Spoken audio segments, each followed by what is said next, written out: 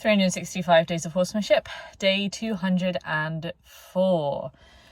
My goodness, the nights are closing in, it's getting cold, and I made it up just as it was really getting dark this evening. I had a pretty good session with Mia and with Lawrence. With Mia, I came to her and she looked up at me as I approached. I spent, a few breaths in flow with her. And I went to put the halter on, and I initially put a little bit of pressure on her hind end, and she immediately brought her head up, then put it straight back down again.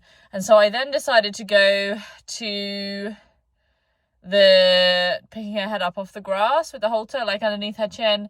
I don't really put pressure on. It's more like a timing where I'm just like, this time, like every time she comes up, from her chew. And I actually did feel that it's not as good as when I use the driving, the hind end, because even though it takes longer with the driving, she's more distracted about the grass while I'm doing the halter. If I bring her up off the grass, like the first thing she wants to do is go back to the grass, which is not a great pattern to be in. But actually then she walked off with me quite nicely. We went to play in the playground.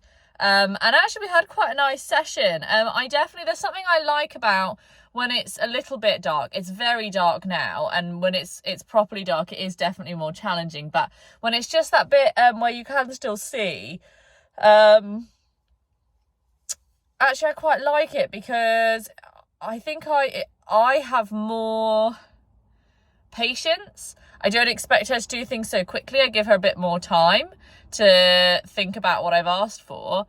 I also take things slower because I don't want to overwhelm her with too much pressure and surprise her because it's dark.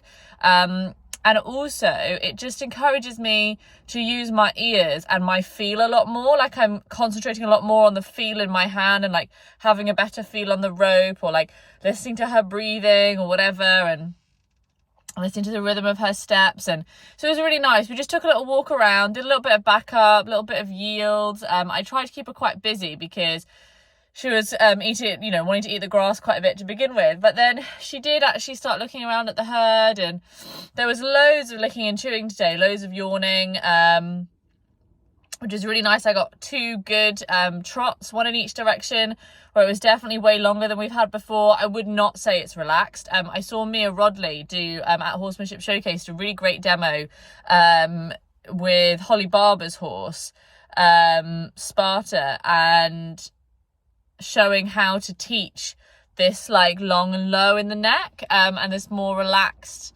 way of going, which she teaches in the trot. And Mia, we're a long way from that. I think that definitely needs to be one of our goals. As soon as we've got a trot that she's consistently doing the trot, then I think the posture needs to be the next thing, and the relaxation. And it's probably something I could start working on quite soon. So that was really nice. And then at the end of the session, I took her over to one of the logs in the field and decided I was going to play with the mounting and let her eat. And obviously with the eating, she is distracted, and there is also that extrinsic motivator. But I definitely feel that 6 months ago, even while eating, she wouldn't have let me get on. And I was able to put my leg on her, take it off again, put it on again, take it off again. And then I was able to get on, and she didn't even move. Like, she didn't even, she was totally just still eating, and it was fine. And I think that definitely the eating was used as a crutch. And definitely, it's not where I want to be. But I also felt really, really happy that I could just have that good association. I was really pleased with it, to be honest with you. Like, if for the next 3 months I get on and she's eating, but I manage to get on every session, that's great. Because when I get on, once I'm on, then I can start building the positive associations, and mounting itself becomes better and easier, and it's not as stressful anymore. So yeah, really happy with that. I'm sure that without the food it wouldn't have been as easy, but I think definitely I'm happy using that crutch in that situation, particularly when I want to get on and have her feel like me getting on to ride her is not a big deal, because it really is about me getting on to ride her, and I really want her to feel like we do all this work and at the end of the session she eats some grass and I sit on her back. I'm happy with that. That's a good association. I really am happy to just build that like base foundation where she just associates me being on her with this good feeling, and then we can work from there upwards. So that was really good. I was really happy with that. I went to see Lawrence, who was just eating his dinner, and it's getting a little colder now, so I wanted to change his rug. I had a really nice session, just gave him a good groom while he was eating and changed his rug. And then when we let him out, we just had a little sleep together, just a little rest and a look at the environment. So it was a really simple session with Lawrence, really lovely. Yeah, it was good. It was good. I'm really excited and happy to have got on Mia. I feel like I found a loophole through which mounting is okay for her.